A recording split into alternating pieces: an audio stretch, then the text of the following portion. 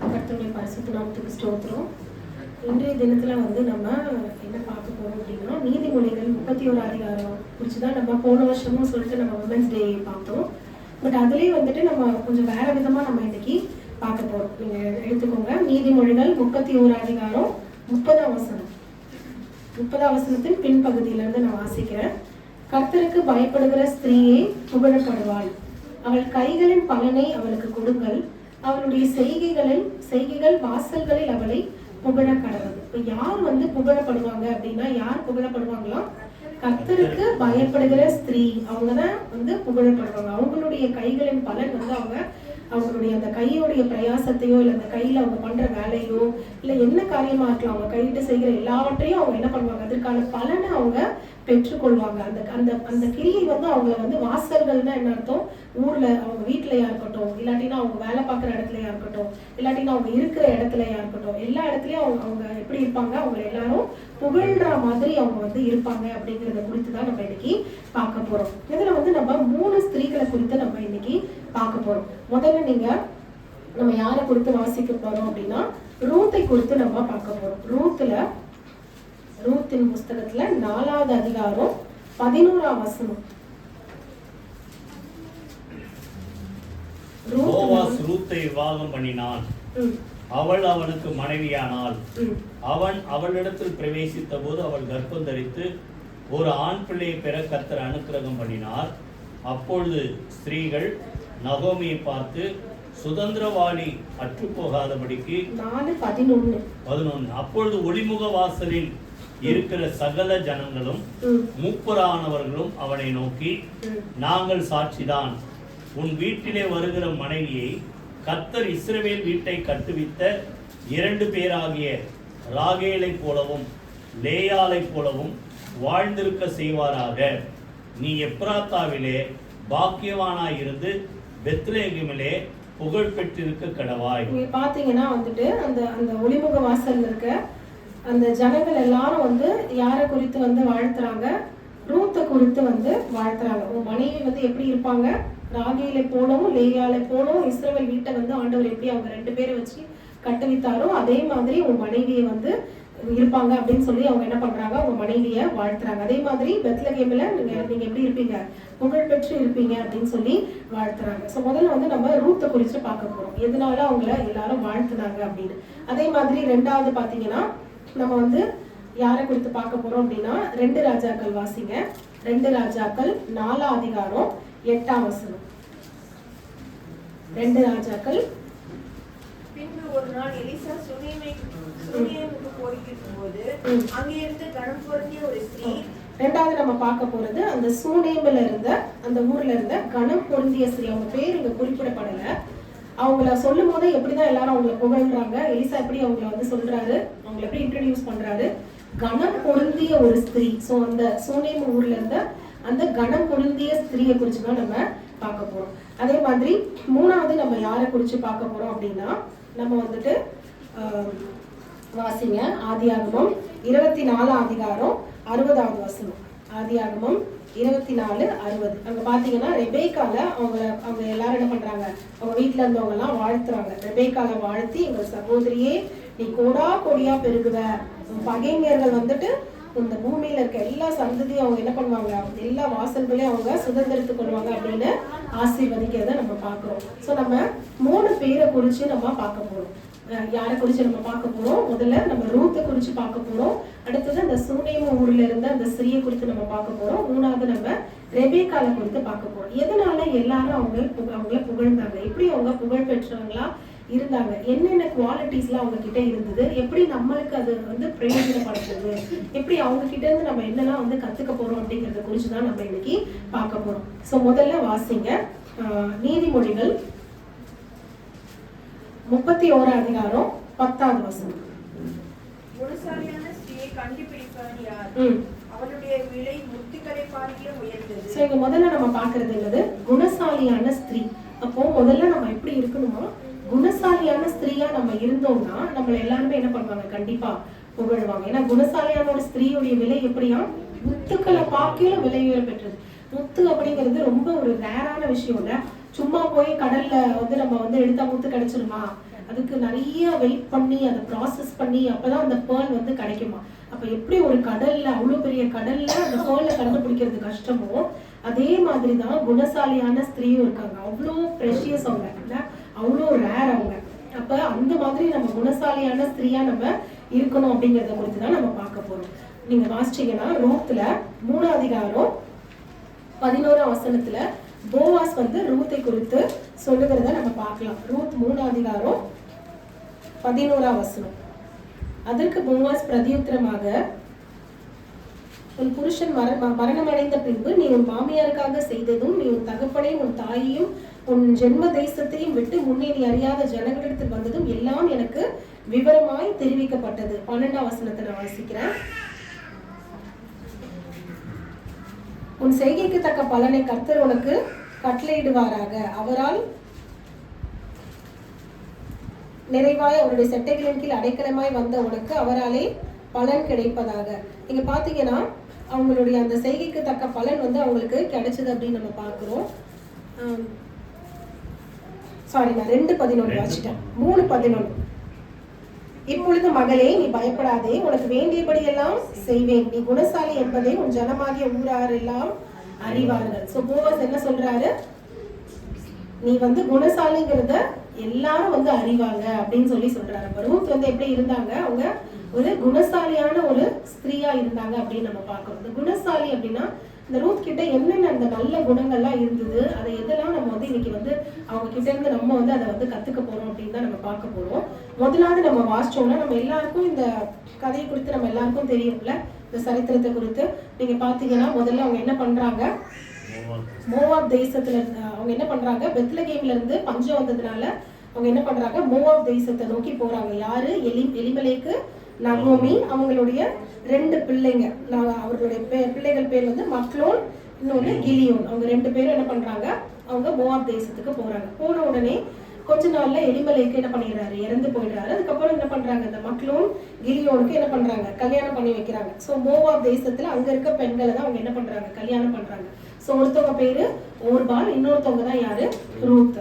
அவங்க பிள்ளைங்களும் இறந்ததுக்கு அப்புறமா நகோமி வந்து நம்ம திரும்ப வந்து பெத்லகேமுக்கே போயிடலாம், கர்த்தர் வந்து சந்திச்சார், அவங்க வந்து பஞ்சம்லாம் சரியாயிடுச்சு, அவர் ஜனங்களை சந்திச்சார் அப்படிங்கறத கேள்விப்பட்டா அவங்க திரும்ப பெத்லகேமுக்கு வரும்போதுதான் அவங்க என்ன பண்றாங்க? எல்லாம் ஒன்னாதான் என்ன பண்றாங்க? வீட்டுல இருந்து கிளம்புறாங்க.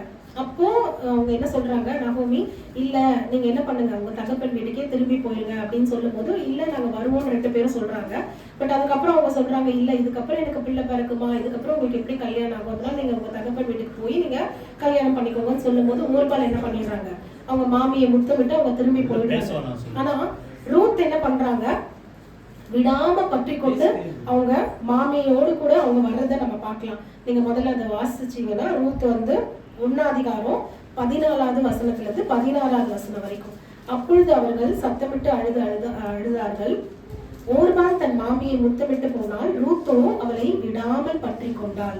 அப்பயும் வந்துட்டு ரூத் என்ன சொல்றாங்க? திரும்ப நீ என் ஜனத்துக்கு போங்க அப்படின்னு நீங்க அதை குறிச்சு நீங்க என்ன பண்ணாதீங்க, பேசாதீங்க அப்படின்னு சொல்லிட்டு அவங்க என்ன சொல்றாங்க? 16ல, நான் உண்மை பின்பற்றாமல் உண்மை விட்டு திரும்பி போவதை குறித்து என்னோடு பேச வேண்டாம். நீர் போகும் இடத்திற்கு நானும் வருவேன், நீர் தங்கும் இடத்திலே நானும் தங்குவேன். உம்முடைய ஜனம் என்னுடைய ஜனம், உம்முடைய தேவன் என்னுடைய தேவன். அவங்க என்ன சொல்றாங்க? நான் முழுசா வந்துட்டேன், இதுக்கப்புறம் நான் என்ன பண்ண மாட்டேன், திரும்ப என்னுடைய தேசத்துக்கோ இல்ல என்னுடைய தகப்பன் வீட்டுக்கோ நான் என்ன பண்ண மாட்டேன், திரும்ப போக மாட்டேன். உங்க ஜனம் தான் என்னுடைய ஜனம், உங்க தேவன், இதுதான் ரொம்ப முக்கியம் இல்ல, உங்க தேவன் தான் என்னுடைய தேவன்.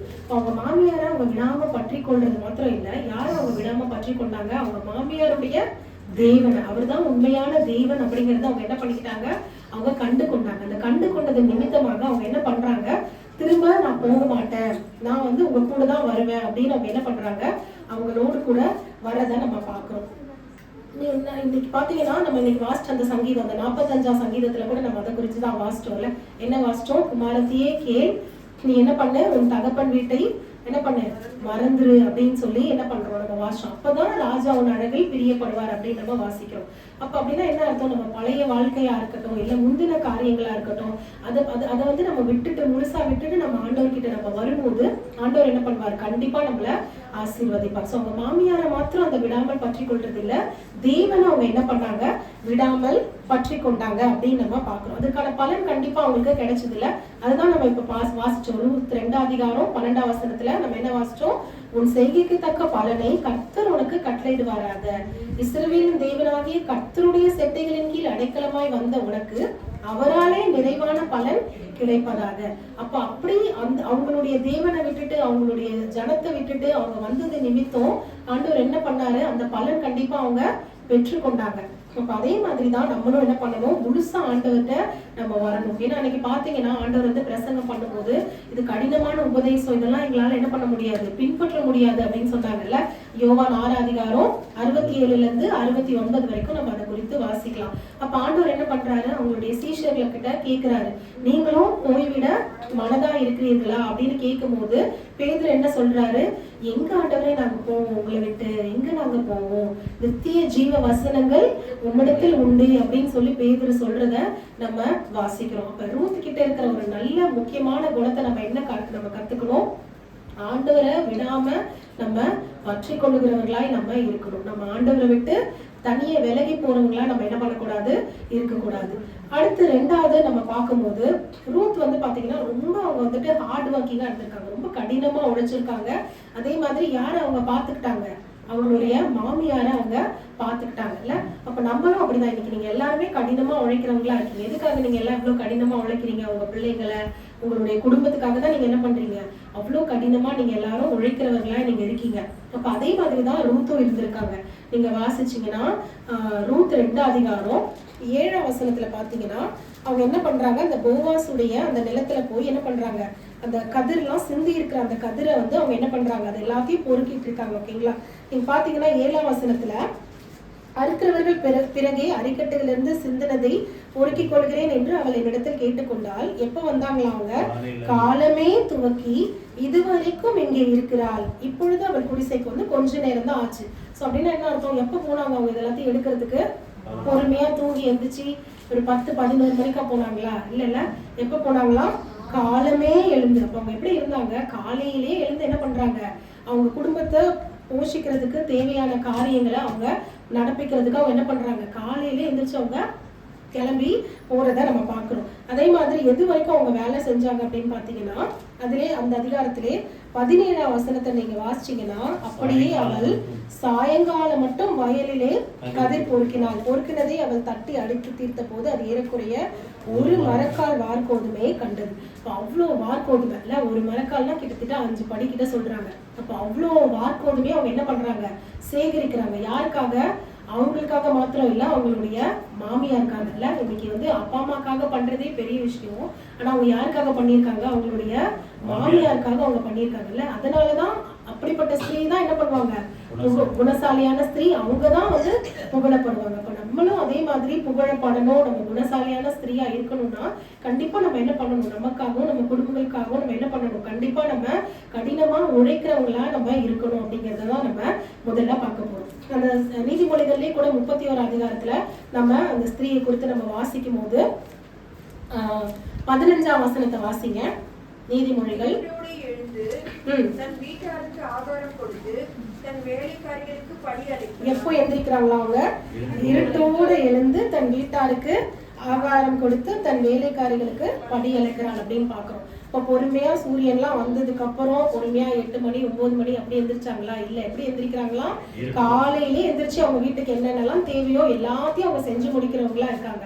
இன்னைக்கு நீங்களும் நிறைய பேர் நான் பார்த்திருக்கேன். ஆண்டிலாம் நான் காலைல காலேஜ் கிளம்பி போகும்போது பார்த்தா அவங்க அதுக்கு முன்னாடி அவங்க பஸ் ஏறி அவங்க வீட்டுல இருந்து கிளம்பி வேலைக்கு போயிட்டு இருப்பாங்க. நிறைய வாட்டி அவங்கள நான் பார்ப்பேன் பஸ்ல. அப்ப எல்லாருமே மோஸ்ட்லி என்ன பண்றீங்க, அவ்வளவு காலையில எந்திரிச்சு கஷ்டப்பட்டு என்ன பண்றீங்க, உழைக்கிறீங்க. அந்த மாதிரி நம்ம இருக்கும் போது ஆண்டவர் என்ன பண்ணுவாரு, கண்டிப்பா நம்மளையும் நம்ம குடும்பத்தையும் என்ன பண்ணுவாரு, ஆசீர்வதிப்பாரு. நீங்க வாசிச்சீங்கன்னா இன்னொரு வசனம் கூட வாசிங்க. அந்த ரூத்தோடைய சம்பவத்திலேயே ரூத் 2 அதிகாரம் 11ஆம் வசனம் 11-12. புருஷன் மரணம் அடைந்த பின்பு நீ உன் மாமியாருக்காக செய்தது. அவங்க என்ன பண்றாங்க, இது எல்லாமே யாருக்காக அவங்க பண்றாங்க, அவங்களுடைய மாமியாருக்காக அவங்க பண்றாங்க. அதே மாதிரி பாத்தீங்கன்னா அவங்களுக்கு சாப்பிடுறதுக்கு அவங்க என்ன பண்றாங்க, மத்தியானம் சாப்பாடு கொடுக்குறாங்க. அவங்க என்ன பண்றாங்க, அவங்க சாப்பிட்டு அந்த மீதியானதெல்லாம் என்ன பண்ணாங்களா அவங்களுடைய மாமியாருக்காக அவங்க எடுத்து வச்சுக்கிறாங்க. எல்லாத்தையும் எடுத்து வச்சுட்டு வீட்டுக்கு போனோடனே என்ன பண்றாங்க, அதுல இருக்கிற பங்கு அவங்களுடைய மாமியாருக்கு கொடுக்கறத நம்ம பாக்குறோம். அதே மாதிரி நம்ம இருக்கும்போது ஆண்டவர் என்ன பண்ணுவாரு, நம்மளையும் நம்மளுடைய குடும்பத்தையும் ஆண்டவர் கண்டிப்பா ஆசீர்வதிப்பார். நீதிமொழிகள்ல சில வசனத்தை குறித்து நம்ம வாசிக்கலாம், எப்படி நம்ம சுறுசுறுப்பா இருக்கணும் அப்படிங்கறத குறித்து. நீதிமொழிகள் 13 அதிகாரம் 4ஆம் வசனம். சோம்பேறியுடைய ஆத்மா விரும்பியும் ஒன்றும் பெறாது, ஜாக்கிரதையுடைய ஆத்மாவோ புத்தியாகும். யாருடைய ஆத்மா ஒன்றும் பெறாதான், சோம்பேறியினுடைய ஆத்மா விரும்பியும் ஒன்றும் பெறாது. அப்பனா நம்ம எப்படி இருக்கணும், சுறுசுறுப்பா நம்ம இருக்கணும். சோம்பேறித்தனமா நம்ம இருந்தோம்னா நமக்கு எதுவுமே கிடைக்காது அப்படின்னு பாக்குறோம். அதே மாதிரி பாத்தீங்கன்னா 19 அதிகாரம் 15ஆம் வசனம். நீதிமொழிகள் 19:15. சோம்பல் தூங்கி விழ பண்ணும், அசதியானவன் பட்டினியா இருப்பான். எப்படியா சோம்பல் வந்து நம்ம என்ன பண்ணிட்டே இருப்போம், சோம்பலா இருந்தா தூங்கிட்டே இருப்போம்ல. நீதிமொழிகள்ல என்ன வசனம், நம்ம எப்படி இருக்கான், நல்லா கை முடக்கி கொண்டு நித்திரை செய்யட்டும் அப்படின்னு சொல்லி என்ன பண்றானா சோம்பேறி, அவன் படுத்துக்கொண்டு நித்திரை செய்யறான். அதாவது எந்திரிக்கிறதுக்கு மனசே இல்ல, நல்லா கையை முடக்கிட்டு நல்லா தூங்குனா நல்லா சுகமா இருக்கும் அப்படின்னு தூங்கிட்டு இருக்கான். ஆனா அப்படி இருந்தா நமக்கு என்ன கிடைக்கும், அசதியானவன் எப்படி இருப்பானா பட்டினியா இருப்பான். அப்ப நமக்கு வந்து எல்லாம் கிடைக்கணும் அப்படின்னா நம்ம என்ன பண்ணணும், காலையிலே எந்திரிச்சு சுறுசுறுப்பா நம்ம என்ன பண்ணணும், நம்ம வேலைகளை நம்ம செய்யறவங்களா இருக்கணும். அதே மாதிரி நம்ம மத்தவங்களுக்கு கொடுக்கறவங்களாவும் நம்ம இருக்கணும்ல. நீதிமொழிகள் 11 அதிகாரம் 24ஆம் வசனம் 25ஆம் வசனத்தை நம்ம வாசிச்சோம்னா, வாரி இறைத்தும் விருத்தி அடைவாரும் உண்டு, அதிகமாய் பிரசனித்தனம் பண்ணியும் வறுமை அடைவாரும் உண்டு. உதார குணமுள்ள ஆத்மா செழிக்கும், எவன் தண்ணீர் பாய்ச்சுகிறானோ அவனுக்கு தண்ணீர் பாய்ச்சப்படும். நம்மளுடைய தேவைக்காக மாத்திரம் இல்ல, அடுத்தவங்களுக்காகவும் நம்ம என்ன பண்ணணுமா, நம்ம உழைக்கிறவங்களா இருக்கணும். ரூத் பாத்தீங்கன்னா அவங்க என்ன பண்ணிருக்கலாம், அவங்க சந்தோஷமா அவங்களுடைய தகப்பன் வீட்டுக்கு போயிருக்கலாம்ல. அவங்க அப்பா அம்மா இருந்திருந்தாங்கன்னா அவங்க என்ன பண்ணிருப்பாங்க, உட்கார வச்சு அவங்களுக்கு சாப்பாடு கொடுத்துருப்பாங்க இல்ல.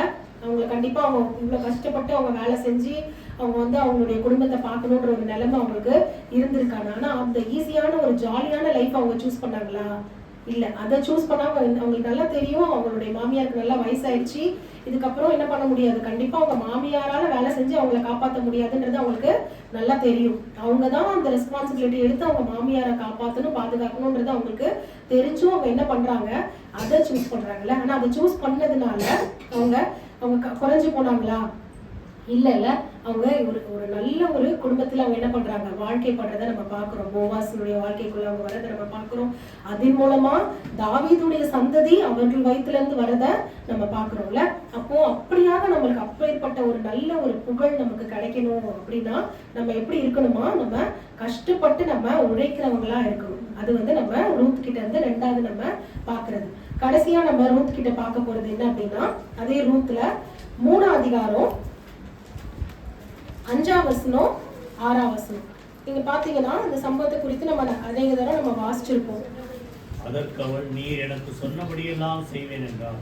இங்க பாத்தீங்கன்னா அவங்க மாமியார் என்ன பண்றாங்க, அவங்களுக்கு ஒரு ஐடியா வந்து சொல்றாங்க. நீங்க வந்து எங்க போயிட்டு வரீங்க அப்படின்னு கேட்கும்போது அவங்க என்ன பண்றாங்க, அந்த மாதிரி போவாஸுடைய வயலுக்கு வந்து நான் போயிட்டு வரேன் அப்படின்னு சொன்ன உடனே அவங்க மாமியார் என்ன பண்றாங்க, அவங்களுக்கு சில மெத்தட்ஸ் எல்லாம் சொல்றாங்க. நீ என்ன பண்ணு, அவங்க நைட்டு தூங்கினதுக்கு அப்புறமா நீ போய் என்ன பண்ணு, அந்த போர்வையை விலக்கி நீ படுத்துக்கோ அப்படின்னு சொல்லும் போது அவங்க என்ன பண்றாங்க, அது எல்லாத்துக்கும் அவங்க கீழ்படுகிறவங்களா இருக்காங்க அப்படிங்கறத நம்ம பாக்குறோம். நீர் எனக்கு சொன்னபடியெல்லாம் செய்வேன் அப்படின்னு சொல்லி அவன் என்ன பண்றா, களத்திற்கு போய் தன் மாமி தனக்கு கற்பித்தபடியெல்லாம் செய்தாள்.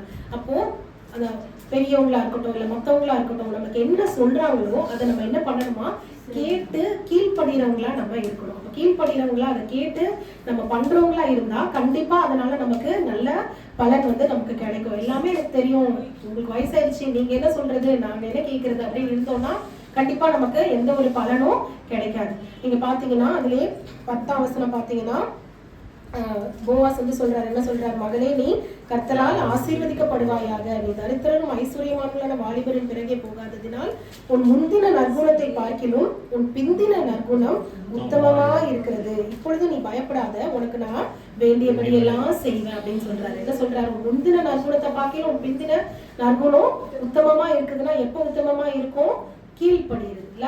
அவங்க என்னெல்லாம் சொன்னாங்களோ அது எதுக்கும் எதிர்த்து கேள்வி கேட்காம அவங்க என்ன பண்றாங்க, அதன்படியே செய்கிறவர்களாய் அவங்க இருக்காங்க. இன்னைக்கும் நம்ம ஃபேமிலியில நம்மளுடைய மாமியாரா இருக்கலாம், இல்ல அம்மாவா இருக்கலாம், இல்ல பெரியவங்களா இருக்கலாம், யாரா இருந்தாலும் அவங்க சொல்றதை நம்ம கேட்டு நம்ம நடக்கும்போது கண்டிப்பா அதனால நம்ம என்ன பண்ணுவோம், கண்டிப்பா அவங்களுடைய அந்த எக்ஸ்பீரியன்ஸ்க்கு அவங்க எல்லாத்தையும் பார்த்துருப்பாங்கல்ல, அவங்களுக்கு எல்லாம் தெரியும் இதை இப்படி இப்படி பண்ணா கரெக்டா இருக்கும் அப்படின்னு சொல்லிட்டு. அப்ப அதன்படி நம்ம கேட்டு நடக்கும்போது கண்டிப்பா அதனால நமக்கு என்ன கிடைக்கும், நல்ல பலன் நமக்கு கிடைக்கும் அப்படிங்கிறத நம்ம வாசிக்கிறோம். ஏன்னா நம்ம 1 சாமுவேல்ல ஒரு சம்பவத்தை குறித்து நம்ம வாசிக்கும் போது 15 அதிகாரத்துல அவங்க என்ன பண்றாங்க, 1 சாமுவேல் 15 அதிகாரம் 22ஆம் வசனத்துல நம்ம வாசிக்கும் போது சாமுவேல் என்ன சொல்றாரு, கர்த்தருடைய சத்தத்துக்கு கீழ்ப்படிகிறதை பார்க்கிலும் சர்வாங்க தகவலும் வழிகளும் கர்த்தருக்கு பிரியமா இருக்குமோ, வழியை பார்க்கிலும் கீழ்ப்படிதலும் ஆட்டுக்கடாக்கள் நிலத்தை பார்க்கிலும் செவி கொடுத்தலும் உத்தமம். ஆண்டவர் என்ன சொல்றாரு, நீங்க அமலேக்கியரை போய் மடங்கடித்து நீங்க என்ன பண்ணணும், ஒண்ணுத்தையும் நீங்க உயிரோட வைக்க கூடாது அப்படின்னு சொல்றாரு. 15 அதிகாரத்துல இதை குறிச்சு நம்ம வாசிச்சோம்னா அங்க இருக்க மனுஷங்களா இருக்கட்டும், குழந்தைகளா இருக்கட்டும், ஸ்திரீகளா இருக்கட்டும், இல்ல ஆடு மாடு ஒட்டக கழுதை எதெல்லாம் நீங்க பாக்குறீங்களோ எல்லாத்தையும் சங்காரம் பண்ணிருங்க, எதையுமே நீங்க எடுத்துட்டு வராதீங்கன்னு சொல்றாங்க.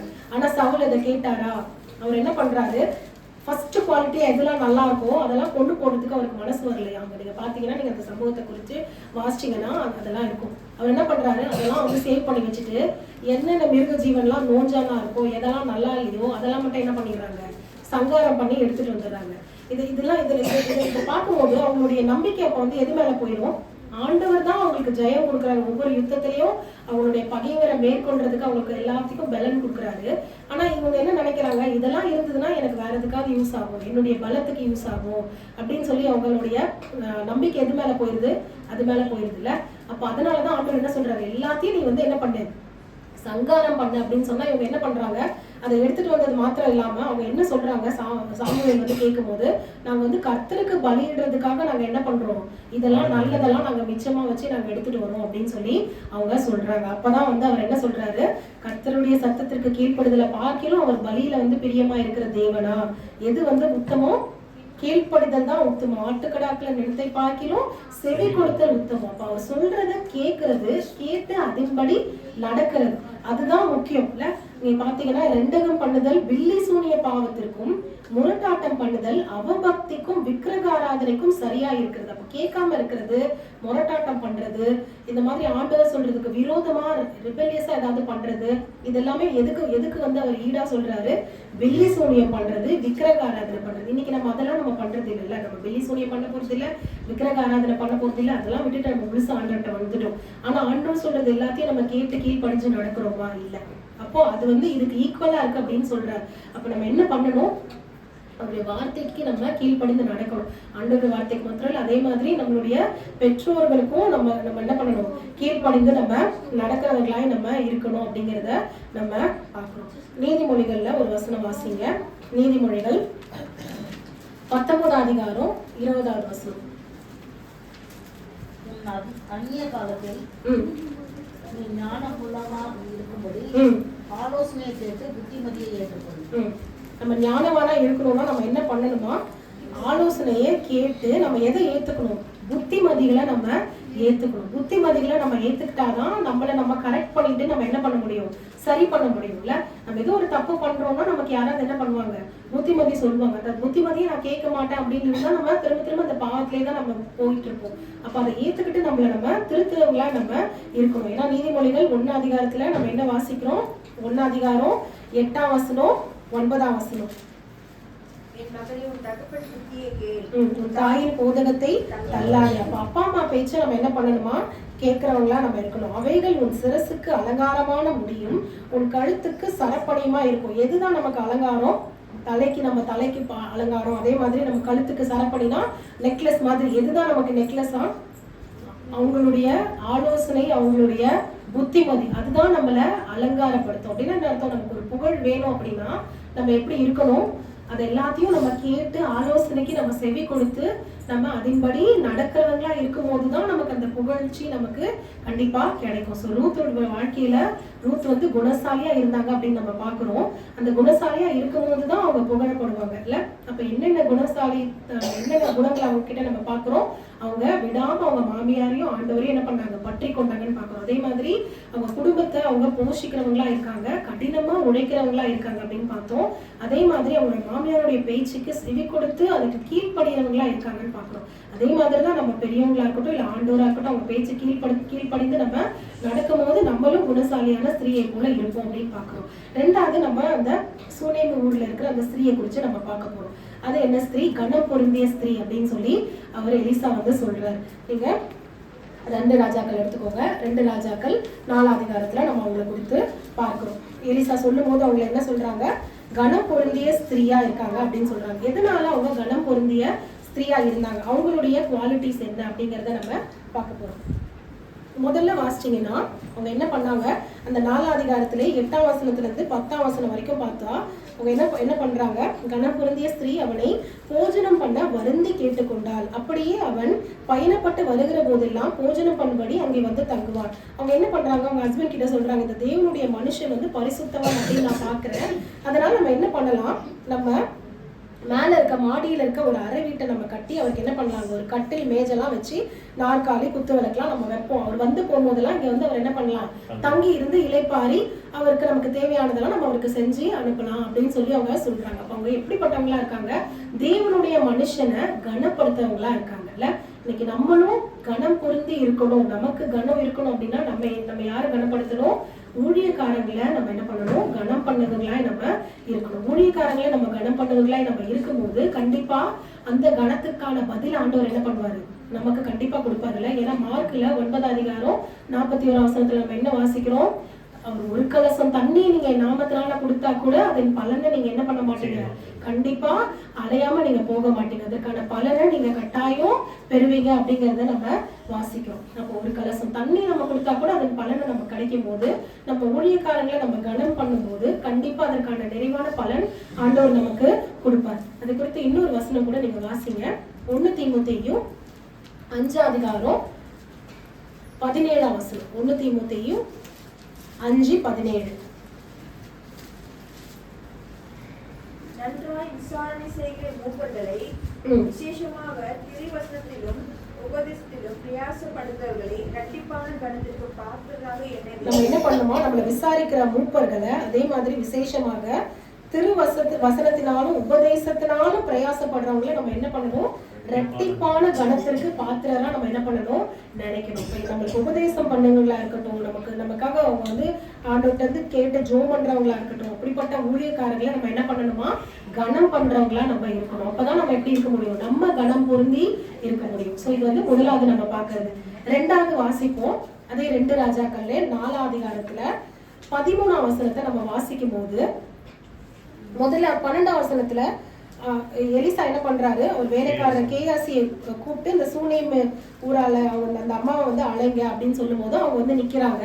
அப்போ அவர் வந்து கேட்கிறாரு, இப்படிப்பட்ட சகல சலக்கரணையோடு எங்களை விசாரிச்சு வரையே, எங்களை இவ்வளவு நல்லா போஷிச்சு எங்களுக்கு தேவையானதெல்லாம் நீங்க பண்றீங்களே, உனக்கு நான் என்ன செய்ய வேண்டும், ராஜா கிட்டையோ இல்ல சேனாதிபதி கிட்டையோ உனக்கு நான் பேச வேண்டிய காரியம் ஏதாச்சும் இருக்கா அப்படின்னு சொல்லி கேட்கும் போது அவங்க என்ன சொல்றாங்க, என் ஜனத்தின் நடுவே நான் சுகமாய் குடியிருக்கிறேன் அப்படின்னு சொல்றாங்க.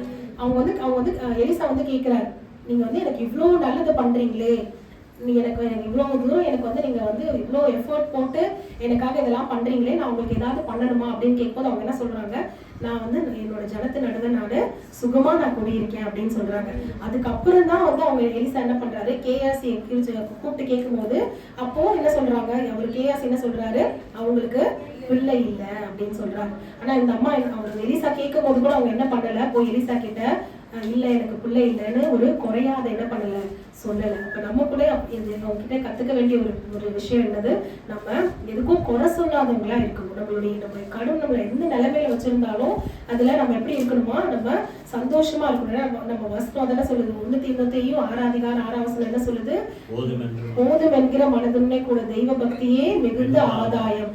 சோ அவங்க வந்து எதுக்கும் வந்து ஆசைப்படல, எனக்கு இது வேணும் அது வேணும், நீங்க இதை பண்ணுங்க அதை பண்ணுங்க. இன்னைக்கு கடவுள் வந்து நம்ம கிட்ட வந்துட்டு அவர் கேட்டாருன்னா ஒரு பெரிய லிஸ்டே ரெடி பண்ணி வச்சிருப்போம்ல, என்ன செய்யணும் அப்படின்னு கேட்டா இது பண்ணணும் அதை பண்ணணும் அப்படின்னு சொல்லிட்டு. ஆனா அவங்க என்ன பண்ணல, எதுவுமே அவங்க வந்துட்டு என்ன பண்ணலையா, கேட்கலையாம். அவங்க எனக்கு எல்லாமே இருக்கு, நான் சுகமா இருக்கேன் அப்படின்னு அவங்க சொல்றத நம்ம பார்க்கிறோம். அப்ப அப்படிப்பட்ட ஒரு மனசு வந்து நமக்கு இருக்கணும் அப்படின்னு பார்க்கிறோம். பிலிப்பியர்ல ஒரு வசனம் வாசிங்க. பிலிப்பியர் 4 அதிகாரம் 11 வசனம் 12 வசனம். என் குறைச்சலினால் நான் இப்படி சொல்லுகிறதில்லை, ஏனெனில் நான் எந்த நிலைமையில இருந்தாலும் மனரம்யமாய் இருக்க கற்றுக்கொண்டேன். தாழ்ந்திருக்கும் எனக்கு தெரியும், வாழ்ந்திருக்கும் எனக்கு தெரியும். அவங்க என்ன சொல்றாரு, நான் எந்த நிலைமையில இருந்தாலும் நான் எப்படி இருக்க கத்துக்கிட்டேன், மனரம்யமா நான் இருக்க கத்துக்கிட்டேன். எனக்கு வந்து இது வேணும் அது வேணும்னு நான் நினைக்கிறவங்களா நம்ம இருக்கக்கூடாது. இது குறித்து நம்ம நீதிமொழிகளை நம்ம வாசிக்கலாம். நீதிமொழிகள் 30 அதிகாரம் 15 வசனம் 16 வசனம். தாத்தா என்ற 2 குமாரத்திகள் எனக்கு உண்டு, திருப்தி அடையாத 3 உண்டு, போதும் என்று சொல்லாத 4. அவங்களுக்கு என்ன வராதாம், வாயில போதுங்கிறதே வராது, திருப்தியே வராதுல்ல. இப்ப நம்ம அப்படி இருக்கக்கூடாது. நமக்கு எப்பவுமே நம்ம எப்படி இருக்கணும், திருப்தி உள்ளவர்களாய் நம்ம இருக்கணும். நம்ம கிட்ட இருக்கிறது போதுங்கிற ஒரு திருப்தி நமக்கு இருக்கணும். நம்ம ஆண்டவர் கிட்ட எல்லாத்துக்காகவே நம்ம ஜோம் பண்றோம். ஆனா மனுஷங்க கிட்ட நம்ம என்ன பண்ணக்கூடாது, குறை சொல்லக்கூடாது. நம்ம ஆண்டவர் கிட்ட நம்ம வந்து நம்ம இருதயத்தை ஊற்றி நம்ம ஜெபிக்கிறது வேற. அண்ணால் வந்து பிள்ளை இல்லைன்றதுக்காக என்ன பண்ணலாம், இருதயத்தை ஊற்றி ஆண்டவர் கிட்ட தான் ஜெபிச்சான்ல, வேற யார்கிட்டயாவது போயிட்டு குறை சொன்னாலா, யார்கிட்டயும் என்ன பண்ணல, குறை சொல்லல. அப்ப அதே மாதிரிதான் நம்ம எப்படி இருக்கணுமா, நம்ம குறை சொல்லாம நம்ம அந்த போதுங்கிற அந்த மனசுள்ளவங்களா நம்ம இருக்கணும் அப்படிங்கிறத பாக்குறோம். 3வது நம்ம அவங்க கிட்ட கத்துக்க வேண்டியது நம்ம என்ன அப்படின்னு பாத்தீங்கன்னா, அந்த 2 ராஜாக்கள்ல 4 அதிகாரத்துல 21வது வசனத்துல இருந்து 23வது வசனம் வரைக்கும் நீங்க இதை குறிச்சு வாசிக்கும் போது அந்த அவங்களுக்கு வந்து உடனே எலியா வந்து என்ன பண்றாரு, அவர் ஆசீர்வதிச்சுட்டு போயிடுறாரு. ஒரு உற்பவ கால திட்டத்துல நீ என்ன பண்ணுவ, ஒரு குமாரனை அணைத்து கொண்டு இருப்பாய் அப்படின்னு சொன்ன உடனே அதே மாதிரி அவங்களுக்கு ஒரு பிள்ளை பிறக்குது. அந்த பிள்ளை வளர்ந்து என்ன பண்றான், அவங்க அப்பா கூட ஒரு நாள் வயலுக்கு போகும்போது அந்த பிள்ளைக்கு வந்து என்ன வருது நம்ம பாக்குறோம், தலைவலின்னு சொல்லி அவங்க அப்பாட்ட சொல்லும் போது அவங்க அப்பா என்ன சொல்லிடுறாரு, உடனே போய் அவங்க அம்மாட்ட கொண்டு போய் விட்டுரு அப்படின்னு சொல்லிடுறாரு. சோ அப்ப கூட பாத்தீங்கன்னா அவன் வந்து என்ன பண்ணல, அவங்க ஹஸ்பண்ட குறை சொன்னாங்களா, உங்களை நம்பிதான் அமிச்சேன் நான் ஒரு குழந்தைய பாத்துக்க தெரியல உங்களுக்கு, தலைவலின்னு சொல்லி திரும்பி என்கிட்டயே அமுச்சு விட்டீங்க அப்படின்னு ஏதாவது எதுக்காவது குறை சொல்லி சண்டை போடுறது ஏதாவது நம்ம பாக்குறோமா, எதுவுமே நம்ம இங்க பாக்கல. அந்த பிள்ளை வந்து தாயின் மடியில வந்து படுத்து அவன் என்ன பண்றான், அவன் செத்து போயிடுறான். செத்து போனதுக்கு அப்புறம் உள்ள வசனங்களை தான் நம்ம அங்க வாசிக்கிறோம். 21ல இருந்து 23 வரைக்கும். செத்து போனதுக்கு அப்புறம் கூட அவங்க என்ன பண்ணல, அவங்க புருஷன்ட்ட அவங்க வந்துட்டு பிள்ளை வந்து செத்து போச்சுன்றத அவங்க சொல்லவே இல்லை. நீங்க அதை வாசிச்சீங்கன்னா அவன் என்ன பண்றான், ஒரு அப்பொழுது அவள் ஏறி போய் அவனை தேவனுடைய மனுஷன் கட்டிலின் மேல் வைத்து, அந்த எலிசா படுத்த கட்டில் மேல என்ன பண்றாங்க, அந்த பிள்ளையை கடத்திட்டு அவனை என்ன பண்றான்னா, அவன் வைக்கப்பட்ட அறையின் கதவை பூட்டி கொண்டு போய் அப்படியே போல என்ன பண்றான், அந்த பிள்ளை செத்துருச்சுன்னு அவனுக்கு தெரியும். அவன் என்ன பண்றான்னா அந்த கட்டில் மேல அந்த பிள்ளையை கடத்திட்டு அந்த வீட்டை பூட்டிட்டாங்க. அவங்களுக்கு என்ன இதுல நம்ம பாக்குறோம் அப்படின்னா, எலிசா தேவனுடைய மனுஷன், எனக்கு பிள்ளை இல்லை, அவர் என்ன பண்ணாரு, எனக்கு ஆண்டவர்கிட்ட ஜோம் பண்ணி பிள்ளை பிறக்கும் அப்படின்னு சொல்லிட்டாரு. அப்ப இந்த பிறந்த பிள்ளை திடீர்னு என்ன ஆயிடுச்சு, செத்து போயிடுச்சு. அப்ப கண்டிப்பா திரும்ப எலிசா வந்து ஜோம் பண்ணாருன்னா அந்த பிள்ளை உயிரோட எந்திரிக்கும்ன்ற ஒரு விசுவாசம் அவளுக்கு இருக்குது. அதனாலதான் அவன் என்ன பண்ணல, அவன் பண்ணியிருந்தா என்ன பண்ணிருக்கணும், அவங்க ஹஸ்பண்டுக்கு ஆள் விட்டு அனுப்பி பிள்ளை செத்து போச்சு வீட்டுக்கு வந்து சேருங்க போய் அடக்கம் பண்ணுவோம், அதுதான் அவங்க பண்ணியிருக்கணும். ஆனா அவங்க அதை பண்ணல. அவங்க என்ன பண்றாங்க, யாருக்கும் தெரியக்கூடாது முதல்ல பிள்ளை செத்து போன கதையை. தெரிஞ்சா என்ன பண்ணுவாங்க, ஆளாளுக்கு ஒரு பக்கம் உட்காந்து அழ ஆரம்பிச்சிருவாங்க. அடுத்து என்னென்ன பண்ணணும், அவனை அடக்கம் பண்றதுக்கு என்ன பண்ணணும், எல்லா ப்ராசஸையும் ஆரம்பிச்சிருவாங்க.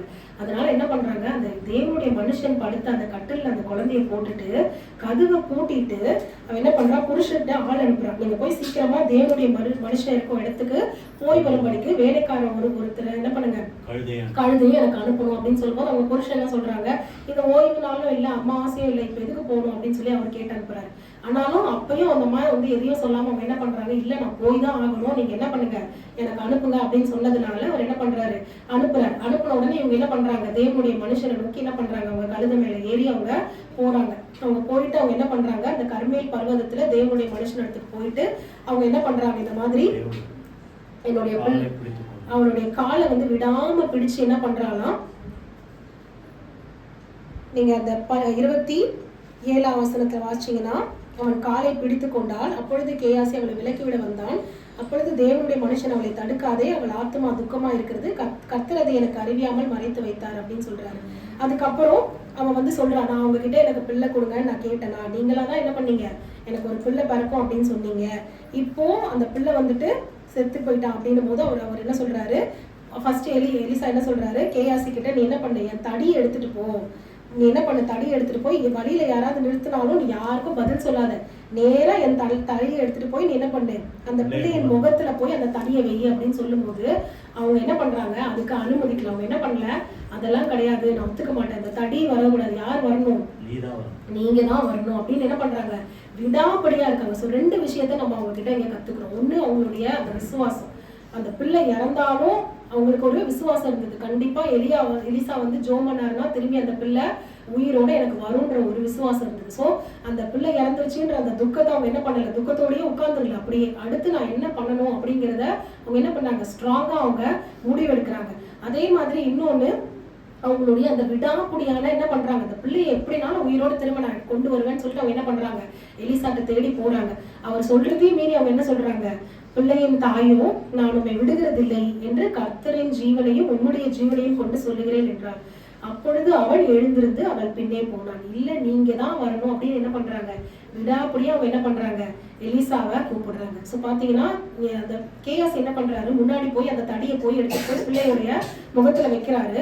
ஆனாலும் அந்த பிள்ளை என்ன பண்ணலையா, ஆக்சுவலா விழிக்கல, உணர்ச்சியே இல்லை. அப்போ எலிசா வந்தாதான் இது வந்து நடக்கும்ன்றது அவங்களுக்கு தெரிஞ்சிருக்கு. அவ்வளவு அவங்க விசுவாசமா அவங்க என்ன பண்ணிருக்காங்க, எலிசாவை கூட்டிட்டு போயிருக்காங்க. அதுக்கப்புறம் எலிசா வந்து என்ன பண்றாரு, அந்த பிள்ளை மேல படுத்து அவர் அந்த மூச்செல்லாம் ஊதி அதுக்கப்புறம் என்ன பண்றாரு, அந்த பிள்ளைய உயிரோட எழுப்புற காரியத்தை நம்ம பாக்குறோம். அப்போ அவங்க என்ன பண்றாங்க, விடாப்புடியா அவங்க என்ன பண்றாங்க, அவங்க அந்த பிள்ளைக்காக அவங்க வேண்டுதல் செய்கிறவர்களாய் அவங்க இருக்காங்க. அதே மாதிரிதான் நம்ம வாசிக்கிறோம். நீங்க மோசையை குறிச்சு நம்ம வாசிக்கும் போது கூட ஆண்டவர் என்ன சொல்றாரு, நான் வந்து உங்க கூட வரமாட்டேன், நீங்க வணங்கா கழுத்துள்ள ஜனங்க, நான் என்ன பண்றேன், எனக்கு பதிலா என்னுடைய தூதனை நான் அனுப்புறேன். இதை குறிச்சு நம்ம யாத்திராகமம் 33 அதிகாரத்துல நம்ம வாசிக்கலாம். 2ஆம் வசனத்துல, நான் வந்து வரல உங்க கூட, நான் வந்தேன்னா நீங்க பண்றதெல்லாம் பார்த்து நான் என்ன பண்ணிடுவேன், அங்கேயே கோவப்பட்டு உங்களை அழிச்சிருவேன், அதனால என் தூதனை நான் அனுப்புறேன், நீங்க என்ன பண்ணுங்க, தூதர் கூட நீங்க போங்க அப்படின்னு சொல்லும் போது மோசே விட்டாரா, விடல. அவர் என்ன சொல்றாரு, இல்ல நீங்க தான் என் கூட வரணும் அப்படின்னு விடாப்புடியா சொல்றாரு. ஆண்டவர் என்ன சொல்றாரு, சமூகம் உங்களுக்கு முன்பாக கடந்து வரும் அப்படின்னு சொல்லும் போது மோசே சொல்றாரு, நீங்க எங்க கூட வரணும். அது நம்ம அதுல 33ல 17ஆம் வசனத்தை வாசிங்க. கர்த்தர் மோசேயை நோக்கி, நீ சொன்ன இந்த வார்த்தையின்படியே செய்வேன், என் கண்களில் உனக்கு கிருபை கிடைத்தது, உன்னை பெயர் சொல்லி அழைத்து அறிந்திருக்கிறேன். அவர் என்ன பண்றாரு 14ல, இல்ல நீங்க எங்க கூட வரணும்னு சொல்லி விடாப்படியா கேட்கும் போது ஆண்டவர் என்ன பண்றாரு, மோசேயுடைய வேண்டுதலுக்கு அவர் செவி கொடுக்கிறவராய் இருக்கிறார் அப்படின்னு நம்ம பாக்குறோம். அப்ப என்ன காரியம் இருந்தாலும் நம்ம என்ன பண்ணக்கூடாது, முதல்ல பிலிப்பியர் 4:6 என்ன சொல்லுது, என்ன ஒன்றுக்கும் கவலைப்படாமல் எல்லாவற்றையும் குறித்த விண்ணப்பங்களை நம்ம யாருக்கு தெரியப்படுத்தணுமா, ஸ்தோத்திரத்தோடு கூடிய ஜெபத்தினாலும் வேண்டுதலினாலும் நம்ம தேவனுக்கு தெரியப்படுத்தும் போது எல்லா புத்திக்கும் மேலான தேவ சமாதானம் நம்ம இருதயத்துல ஆளுகை செய்யும். அப்போ ஒரு பிரச்சனை, ஒரு பிள்ளை செத்து போச்சு அப்படின்னும் போது கண்டிப்பா சமாதானம் இருக்காது, ஒரு குழப்பம் இருக்கும்.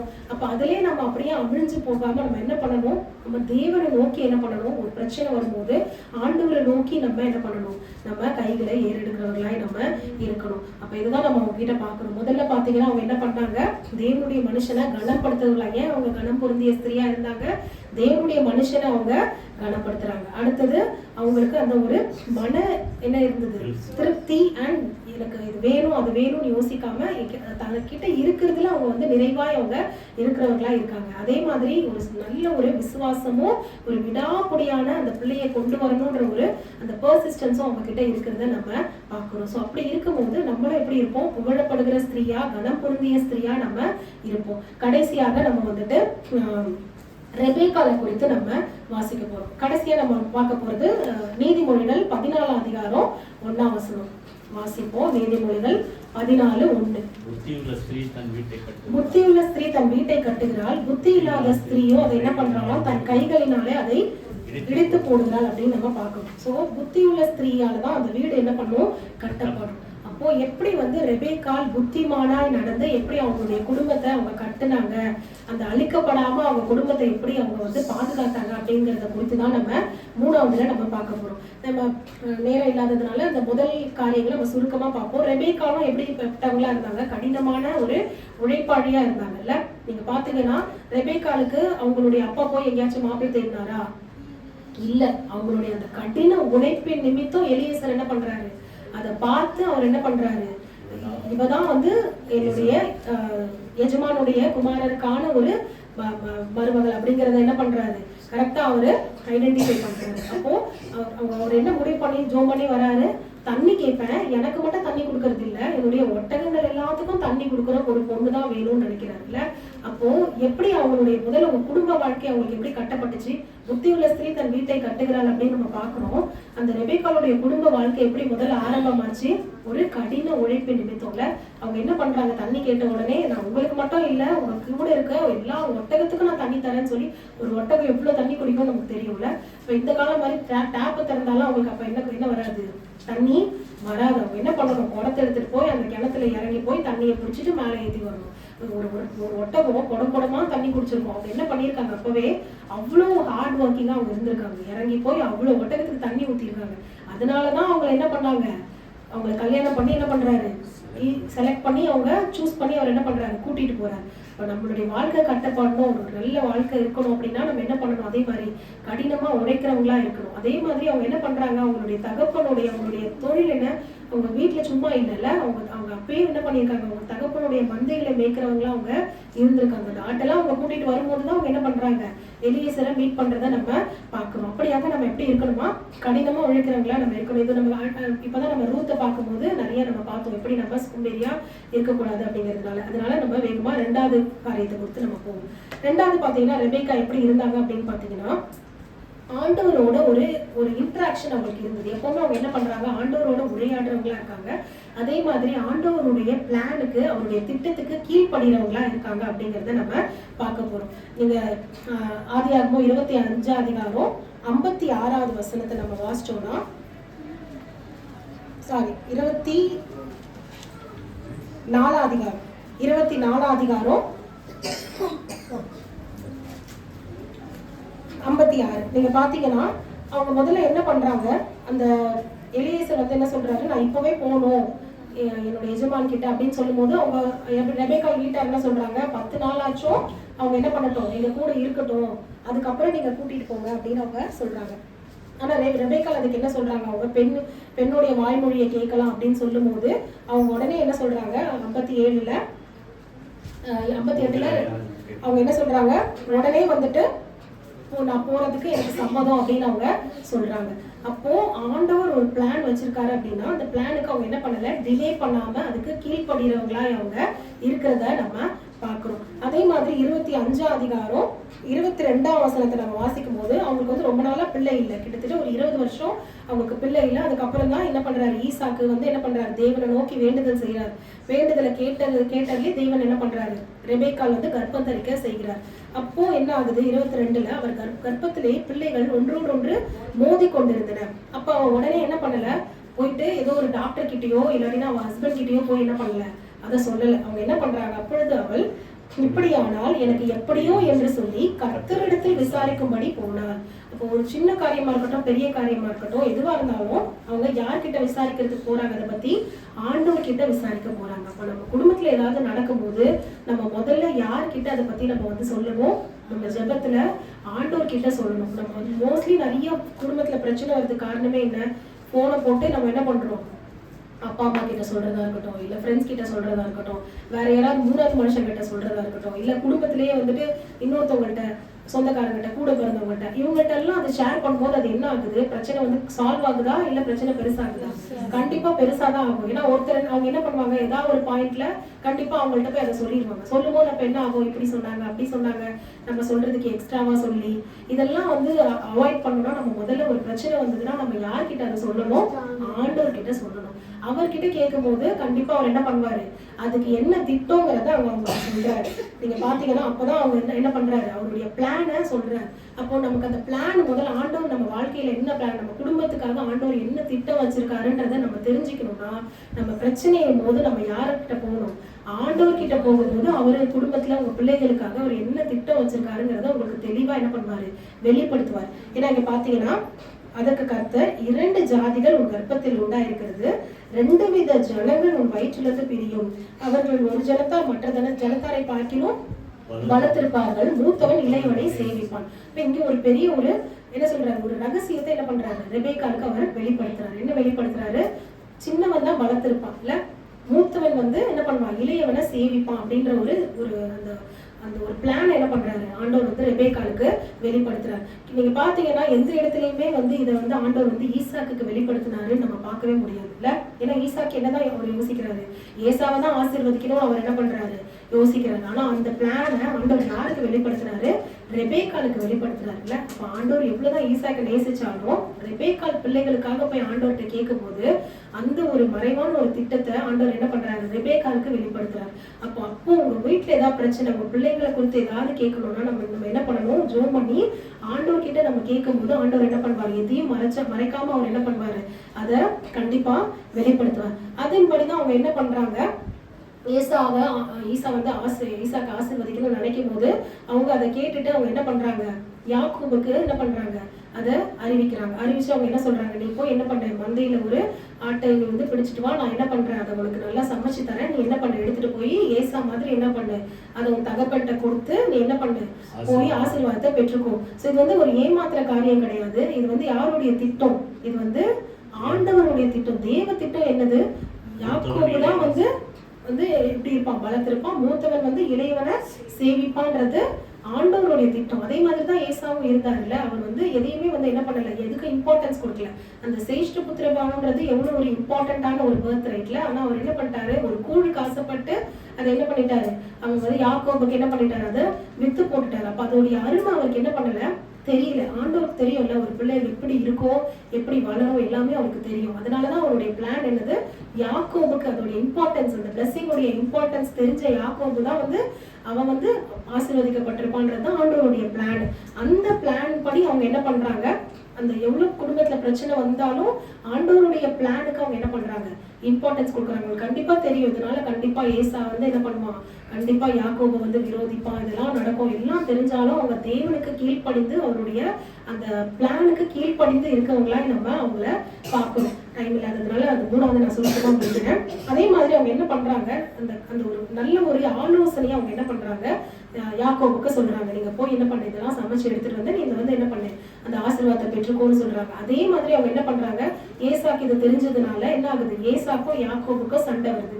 அப்ப ஏசா வந்து என்ன பண்றாங்க, யாக்கோபை வெறுக்கிறான். அப்ப வந்து அவங்க என்ன பண்றாங்க, ஒரு நல்ல தாயா அந்த இடத்துல இருந்து 2 பேர் இந்த மாதிரி இருக்காங்கன்னு போது அவங்க என்ன சொல்றாங்க, நீ வந்து என்ன பண்ணு, நீ வந்து என்ன பண்ண, என்னுடைய சகோதரனுடைய வீட்டுக்கு நீ என்ன பண்ணிங்கிறது, நீ போ, லாபானுடைய வீட்டுல நான் கூப்பிட்டு அனுப்புற வரைக்கும், அவனுடைய ஏசாவுடைய கோபம் தண்ணீர் வரைக்கும் நீ என்ன பண்ணு, அங்க போய் இருன்னு ஒரு நல்ல ஒரு புத்திமதியை அவங்க என்ன பண்றாங்க, அவங்க பிள்ளைக்கு அவங்க சொல்றாங்க. இல்ல 2 பேரும் நல்லா அடிச்சுக்கிட்டோம் அப்படின்னு அவங்க என்ன பண்ணல, பார்த்துக்கிட்டு இல்ல, ஒரு ஞானமான யோசனையை அவங்க என்ன பண்றாங்க, அவங்களுடைய பிள்ளைக்கு அவங்க சொல்றாங்க. அந்த சண்டையை அவங்க என்ன பண்றாங்க, அவங்கதான் வந்து அதை அது கொஞ்ச நாள் ஆச்சுன்னா என்ன ஆகும், எல்லாமே வந்து சால்வ் ஆகும், அந்த கோவம்லாம் வந்து தனியும். கோவம் தணிஞ்சதுக்கு அப்புறமா நீ திரும்பவா, அப்ப வந்து 2 பிள்ளையுமே நல்லா இருக்கும். அப்ப வீடு கட்டப்படணும். அன்னைக்கு வந்து அவங்க அப்படி பண்ணலன்னா என்ன ஆயிருக்கும், ஏசாவோட கோபத்தினால யாக்கோபு என்ன பண்ணிருக்கலாம், அவன் மடிந்து போயிருக்கலாம். அது எல்லாத்தையும் அவங்க என்ன பண்ணிருக்காங்க, அவங்க தடுத்திருக்காங்க. அப்ப அவங்களுடைய வீட்டை அவங்க என்ன பண்றாங்க, புத்தியாய் கட்டுகிறவங்களாய் அவங்க இருக்காங்க. அப்ப அந்த வீடு கட்டப்படணும்னா நம்ம எப்படி நடந்துக்கணும், புத்தியாய் நம்ம நடந்துக்கணும் அப்படின்னு நம்ம பார்க்கிறோம். அப்போ தேவையில்லாத சண்டைகள், தேவையில்லாத பிரச்சனைகளை நம்ம எப்படி இருக்கணும், அவாய்ட் பண்றவங்களா இருக்கணும். நம்ம வந்து பிரச்சனைக்கோ இல்ல சண்டைக்கோ போறவங்களா நம்ம இருக்கக்கூடாது அப்படிங்கறத நம்ம பார்க்கிறோம். நீங்க அதை குறித்து வாசிங்க, நீதிமொழிகள் 15 அதிகாரம் 18வது வசனம். கோபக்காரன் சண்டையை எழுப்புகிறான், நீதி சாந்தமுள்ளவனோ சண்டையை அமர்த்துகிறான். கோபப்படுறவன் என்ன பண்றான்னா சண்டைய எழுப்புறவனா இருக்கான், அதான் சண்டையை கிளப்புறவன். கோபத்தாலதான் என்ன வரும், சண்டை வரும். ஆனா சாந்தம் உள்ளவனால சண்டை என்ன ஆகும், அமர்ந்துடும். அப்ப நம்ம சாந்தமா நம்ம விட்டு கொடுத்து போகும்போது கண்டிப்பா அந்த சண்டை என்ன ஆகும், முடிஞ்சு போயிருக்குல்ல. 2 பேர் சண்டை போடுறாங்கன்னா நீ பெருசா நான் பெருசான்னு மாத்தி மாத்தி பேசிக்கிட்டே இருந்தா என்னதான் ஆகும், அந்த சண்டை குடும்பத்துல பெருசாதான் ஆகிட்டே போகும். அதை விட்டுட்டு யாராவது ஒருத்தர் விட்டு கொடுக்கும் போது என்ன ஆகும், அந்த சண்டை ஒண்ணுமே இல்லாம போயிடும். ஏன்னா அன்பு தான் வந்து இருக்கிறதுல இம்பார்ட்டன்ட் இல்ல. அன்பு இருக்கும் போது நம்மளால என்ன பண்ண முடியும், கண்டிப்பா எல்லா பிரச்சனையும் நம்மளால என்ன பண்ண முடியும், சால்வ் பண்ண முடியும். அப்ப நம்ம சாந்தமா நம்ம அன்பா நம்ம நடந்துக்கும் போது அவங்களே அதை பார்த்து என்ன பண்ணுவாங்க, கண்டிப்பா மனம் திரும்புவாங்க. இன்னொரு வசனம் வாசிங்க, நீதிமொழிகள் 20 அதிகாரம் 3வது வசனம். வழக்குக்கு விலகுவது மனுஷனுக்கு மேன்மை, மூடனானவன் எவனும் அதிலே தலையிட்டு கொள்வான். நம்ம என்ன பண்ணணுமா, ஒரு பிரச்சனை ஒரு வழக்குன்னா அதுக்கு அதை விட்டு நம்ம என்ன பண்ணணும், விலகி போகணும். அதை விட்டுட்டு மூடு இருந்தா என்ன பண்ணுவானா அதுல போய் தேவையில்லாம தலையிடுவான். இப்ப நம்ம கிட்ட யாராவது ஒருத்தர் இன்னொரு குடும்பத்தோடைய பிரச்சனையை கொண்டு வராங்கன்னா நம்ம ஞானமா என்ன பண்ணணும், அதுல இருந்து விலகி போயிடணும். உங்க குடும்பம் நீங்க 2 பேர் ஜோம் பண்ணி நீங்க என்ன பண்ணுங்க, அதுக்கான சொல்யூஷனை நீங்களே எடுத்துக்கோங்க. நான் என்ன பண்ண மாட்டேன், உங்க குடும்ப விஷயத்துல தலையிட மாட்டேன் அப்படின்னு நம்ம விலகணும்னா நமக்கும் எந்த பிரச்சனையும் இல்லை, அந்த குடும்பத்துக்கும் எந்த பிரச்சனையும் இல்லை. அதை விட்டுட்டு 3வதா நம்ம உள்ள போய் என்ட்ராகி நம்ம ஒரு கருத்து சொல்லும் போது என்ன ஆகும், 2 பேருக்கும் இன்னும் பிரச்சனை அதிகமா. அப்ப நம்ம எப்படி இருக்கணுமா, நம்ம சண்டையை நம்ம அமர்த்தவர்களாய் நம்ம இருக்கணும் அப்படின்னு நம்ம பாக்குறோம். ஏன்னா அதுக்கப்புறம் பாத்தீங்கன்னா அவர் என்ன பண்றாரு, யாக்கோபு என்னுடைய அந்த அண்ணன் வந்து எப்படி இருக்காரு, அவரு கோபமா இருக்காருன்னு சொல்லி ஆண்டவர்கிட்ட என்ன பண்றாரு, அதுக்காக ஜோம் பண்ணி அதுக்கப்புறம் என்ன பண்றாரு, அவருக்கு நிறைய பரிசுகள் எல்லாம், அவர் கோபம் வந்து என்ன பண்ணணும் தனியணும் அப்படின்னு சொல்லிட்டு அதுக்கு என்ன பண்றாரு, நிறைய பரிசெல்லாம் அனுப்பும் போது அதுக்கப்புறம் நீங்க பாத்தீங்கன்னா அந்த ஏசாவுடைய கோபம் வந்து தணிஞ்சிருக்கிறத நம்ம பார்க்கலாம். ஆதியாகமம் 33 அதிகாரம் 4ஆம் வசனம். அப்பொழுது ஏசா எதிர்கொண்டு ஓடி வந்து அவனை தழுவி அவனை கழுத்தை கட்டி கொண்டு அவனை முத்தம் செய்தார், இருவரும் அழுதார்கள் அப்படின்னு நம்ம பாக்குறோம். அதுக்கப்புறம் அவங்க கிட்ட இருந்த அந்த கோபம் என்ன ஆயிடுச்சு, போயிடுச்சு இல்ல. அப்போ நம்ம அதுக்கு காரணம் யாரு, அந்த ரெபேக்கா என்ன பண்றாங்க, நல்ல ஒரு புத்தி உள்ள யோசனை சொல்லி என்ன பண்றாங்க, அவங்க குடும்பத்தை அவங்க கட்ட வைக்கிறாங்க. அப்போ நம்மளுடைய புத்தி உள்ள ஸ்திரீ தான் வந்து குடும்பத்தை என்ன பண்ண முடியும், கட்ட முடியும். புத்தி இல்லைன்னா ஒரு நிமிஷத்துல என்ன ஆயிடும், குடும்பம் வந்து அழிஞ்சு போயிடும். அப்ப நம்ம எப்படி இருக்கணுமா, மூணு நம்ம பார்த்தோம். எப்படி இருக்கணும், நம்ம வந்து புகழப்படணும். கர்த்தருக்கு பயப்படுகிற ஸ்திரீ தான் வந்து புகழப்படுவார் அப்படின்னு பார்த்தோம். நம்ம புகழப்படணும்னா முதல்ல நம்ம யார மாதிரி இருக்கணும், ரூத்தை போல நம்ம இருக்கணும். ரூத் எப்படி இருந்தாங்க, அவங்க வந்து குணசாலியான ஸ்திரியா இருந்தாங்க அப்படின்னு நம்ம பார்த்தோம். அவங்க கிட்ட 3 குணங்களை நம்ம பார்த்தோம். அதே மாதிரி நெக்ஸ்ட் நம்ம எப்படி இருக்கணும் பார்த்தா, கனம் பொருந்திய ஸ்திரியா நம்ம இருக்கணும்னா அதே மாதிரி அந்த சூழ்நிலை ஊர்ல இருக்க அந்த அம்மா என்னெல்லாம் பண்ணாங்க, அவங்ககிட்ட என்னென்ன நல்ல குணங்கள்லாம் இருந்ததோ அது எல்லாத்தையும் நம்ம சுதந்திரத்துக் கொள்ளணும் அப்படின்னு பார்க்கணும். கடைசியா நம்ம எப்படி இருக்கணுமா, புத்தி உள்ள ஸ்திரியாய் நம்ம இருக்கும்போது அப்பொழுது நம்ம புகழப்படுவோம் அப்படின்னு சொல்லி நம்ம பார்க்கணும். கர்த்தருடைய பரிசுத்த நாமத்துக்கு ஸ்தோத்திரம்.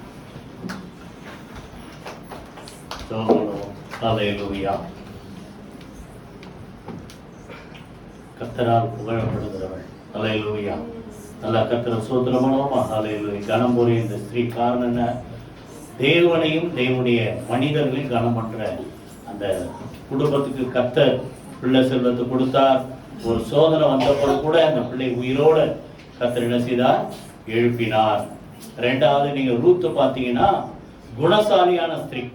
குணசாலி என்ன மெயினா, தகப்பன் வீட்டு மேல இருக்கிற ஆசையை விட்டுட்டு மாமியார் வீட்டு மேல ஒரு பற்றோட எல்லாத்துக்கும் மேல மாமியாருடைய தேவன் என்னுடைய தேவன் அப்படின்ட்டு அந்த வார்த்தை என்ன தொட்டது அதுதான்.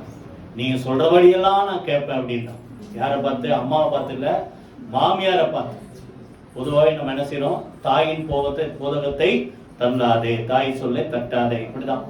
ஆனா இங்க பாத்தீங்கன்னா ஒரு மாமியார் சொல்றதை கேட்டு நடந்ததால அந்த ஊர்ல பெரிய ஒரு ஆஸ்திகாரனுக்கு மனைவியா ஆண்டவர் அந்த மகளை வைத்து எல்லாத்துக்கும் மேல அந்த ரூத்துடைய வம்சத்துல, போவாஸ் ரூத் வம்சத்துல இயேசு பிறந்தார். புரியுதா? எல்லாத்துக்கும் மேல ரெபேக்கால் பாத்தீங்கன்னா புத்தி உள்ள ஸ்திரீ. 2 பிள்ளைங்க அடிக்கிறதுக்கு விட்டுறாதபடிக்கு 2 பிள்ளைங்களுக்கு எப்படி அதை காப்பாற்றணும்ன்ற நல்ல ஆலோசனை கொடுத்ததால சண்டை இல்லாம திருப்பியா 2 பேரும் நீங்க அதை முடிக்கும்போது பாத்தீங்கன்னா ஏகமாய் சேர்ந்து என்ன செய்யறாங்க, தகப்பன் வீட்டை தேடி வராங்க. சண்டை போடணும்னு நினைச்ச ஏசா சொல்றான், உனக்கு சப்போர்ட்டா நான் ஆள் அனுப்பட்டும் அப்படின்றான். புரியுதா? அதனால தேவனுடைய ஆலோசனைக்கு செவி கொடுங்க. கர்த்தர் உங்களை ஆசீர்வதிப்பார். ஆண்டவரே, நீ சொன்ன வார்த்தைப்படி இந்த 3 பெண்களிடத்துல கற்றுக்கொள்ள வேண்டிய அநேக காரியங்கள் கற்றுக்கொள்ள கனம் பொருந்தின மக்களாக, புத்தியுள்ள மக்களாக, ஆண்டவரை குணசாலியான மக்களாக வாழ கர்த்தர் அனுக்கிரகம் செய்வீராக.